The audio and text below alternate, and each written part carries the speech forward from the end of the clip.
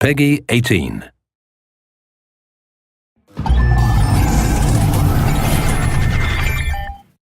Hello everyone, I'm Colin Graham. I'm the animation director on Watch Dogs, and today I'm excited to present to you a vertical slice of the Watch Dogs free roaming experience.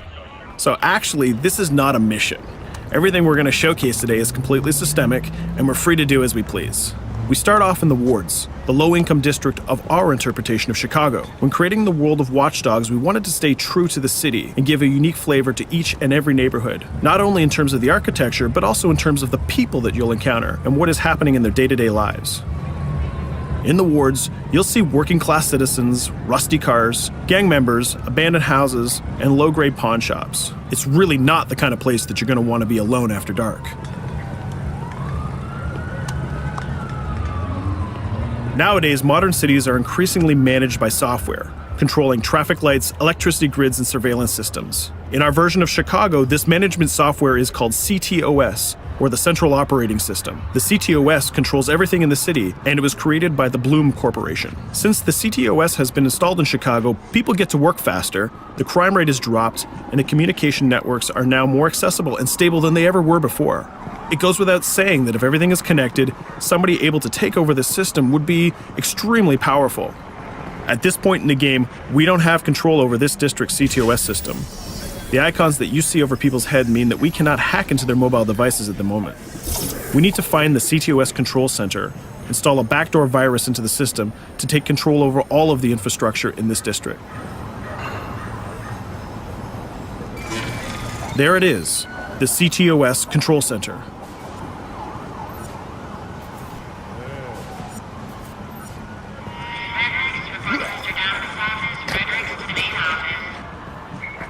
Watch it. You're walking someplace you got no business. It's heavily guarded. Let's see if we can find the server access codes from a distance.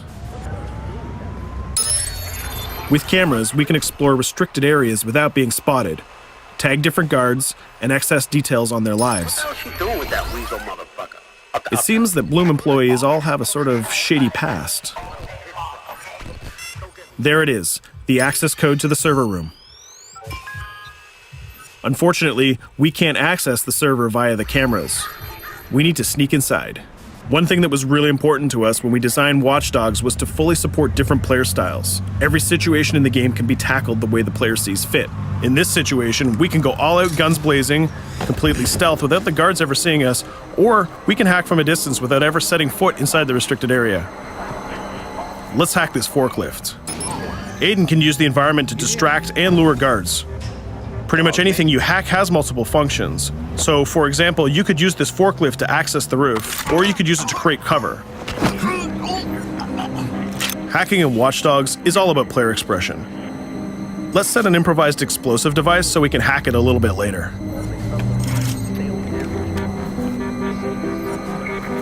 You'll also notice Aiden's low-profile stance. This indicates when the guards are unaware of our presence. We'll try to reach the upper level of the building to see if we can gain a vantage point over our opponents. Everything in the environment can be hacked, so we're going to make some dynamic cover. That's how you spend a day off. Some quality meat. We'll use this forklift to lure the guard towards our IED that we set earlier. Let's see how this plan unfolds. You're working them on.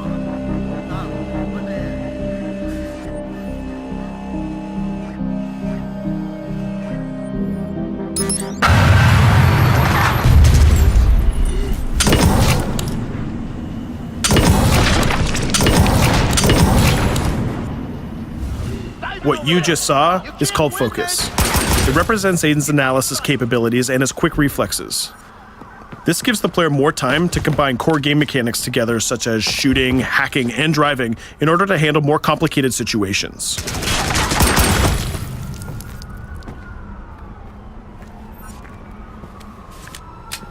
Now we can access that control room.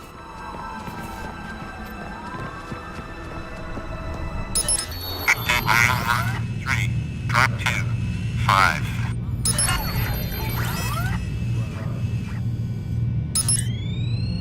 Now we'll be able to hack all of the devices connected to the CTOS within the districts. Thousands of cameras, traffic lights, the electricity grid, and most importantly, all of the citizen information profiles. We can also benefit from the Chicago Police Department Crime Prediction System, which uses facial and pattern recognition to spot potential criminals or potential victims. Since this is a pretty rough neighborhood, I'm pretty sure we're going to stumble on some suspected criminal activity pretty soon. And there it is. The system just pushed an alert of a potential crime. We can see the system trying to triangulate the location on our minimap. Take note, this isn't a mission. This can happen anywhere at any time. We've just spotted a potential victim. It's always up to the player if he wants to investigate or not, to take action or not. So let's see how this turns out. Yeah, you're right. Could I just...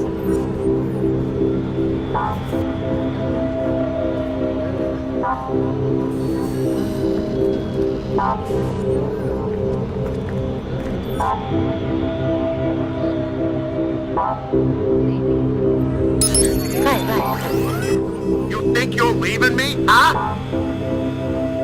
Jesus, I told you to stay away from me! You belong to me now, get it? You better leave or I'll call the cops! I'll fucking kill you, goddammit! Get off! Yo! That was close. Good thing that we intervened. We managed to prevent the crime, but we triggered a chase. From here, the criminal's behavior is unpredictable. He can try to get away, shoot back at us, surrender, or call for backup.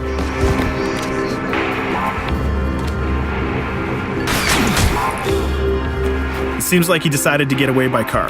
Let's chase him down. In Watch Dogs, we have a wide variety of vehicles. Each one of them has their own unique properties and handling. Let's see how we can use the CTOS to our advantage to neutralize this criminal and leave the cops to deal with him later.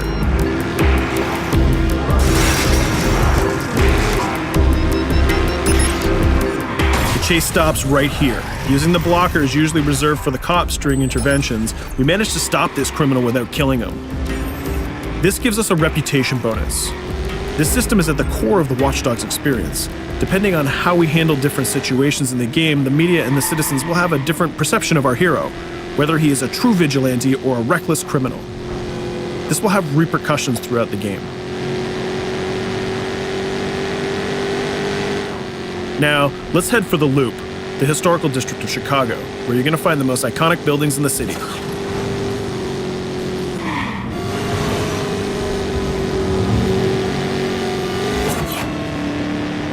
We're going to go to a gun shop to see what arsenal is available for players. The economy is a big part of Watch Dogs. Players will be able to grow their arsenal with weapons and craft their tools in order to increase their power and their hacking abilities.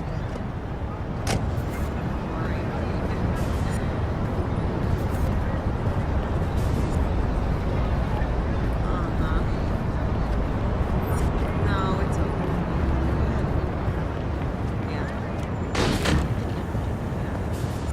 You will find all of the weapons that you would expect in a traditional shooter. Pistols, assault rifles, guns, sniper rifles, and grenade launchers, just to name a few. A lot of bullets were fired in our last encounter with the CTOS guards. Let's stock up on some more ammo. Finding everything.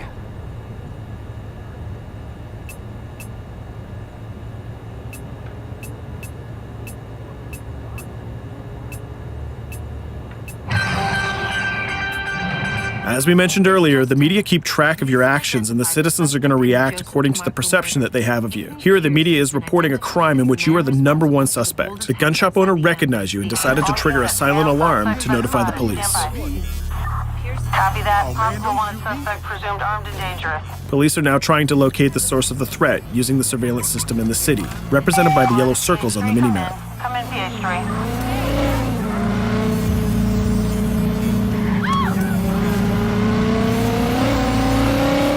Aiden is able to stall their efforts by hacking into their communication systems while avoiding the scanning areas.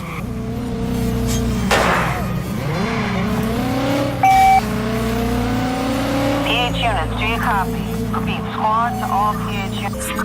Once they've lost our trail, we can go back to our activities.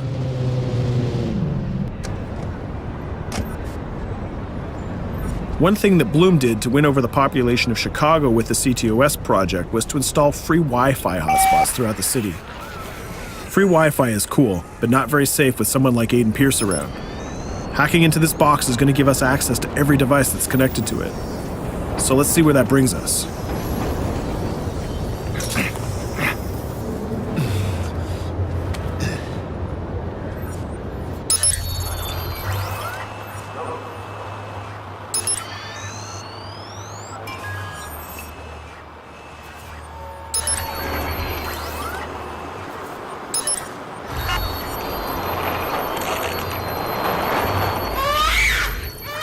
We just hacked into the webcam of a laptop. It seems that we're in the apartment of a mother and we can hear her baby crying in the background. Her bank information is in her mobile phone sitting right there on the table in front of us. It's totally up to the player whether we decide to steal it or not. Of course, this won't affect our reputation because nobody can witness this action. Just like in real life, nothing is totally black or white, but rather many shades of gray. This is exactly the situation where we want the player to question his own morality. Let's go withdraw that money. If you think that you're alone, think again. Aiden is not the only hacker in town. Someone's trying to install a backdoor virus on Aiden's phone in order to steal a portion of the information that he's gathered through the game so far. First, we're gonna have to reach the area where the signal is coming from.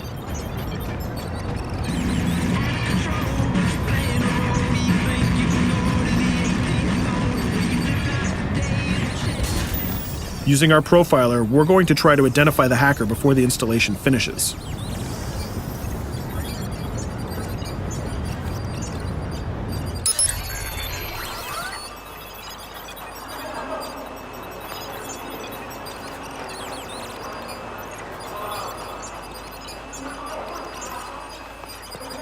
There he is. In Watch Dogs, things aren't always what they seem to be. This is actually another player that seamlessly came into our single-player experience. Let's not let him get away with this. We're going to teach this guy a lesson.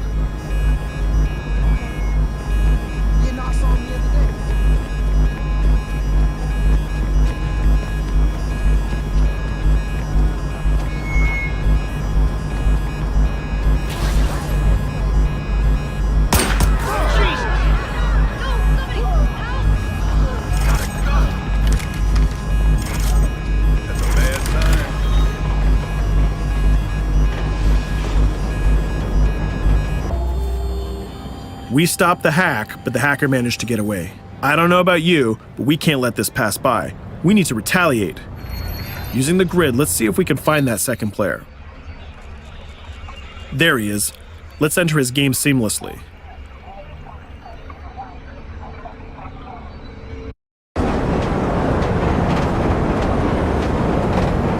The second player is not yet aware of our presence.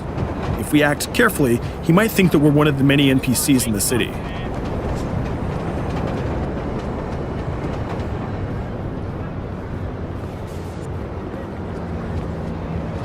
What was that?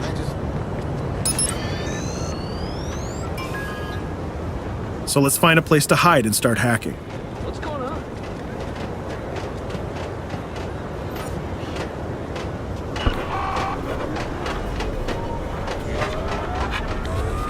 The second player has just been alerted that a breach has occurred on his phone. He's trying to find us using his profiler.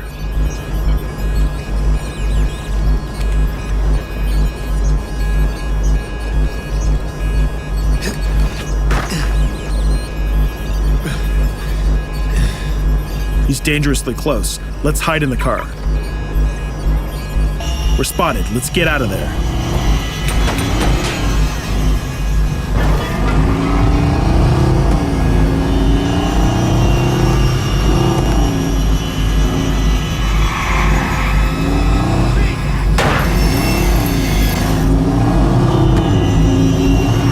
Let's set up an ambush right here. By dragging the other player back here into the alley, we make sure that no civilians get hurt during the firefight. We didn't succeed in hacking the second player, but we did get a little bit of revenge. So that's what we have time for today. We hope you enjoyed our quick gameplay session. Stay tuned for more about Watch Dogs.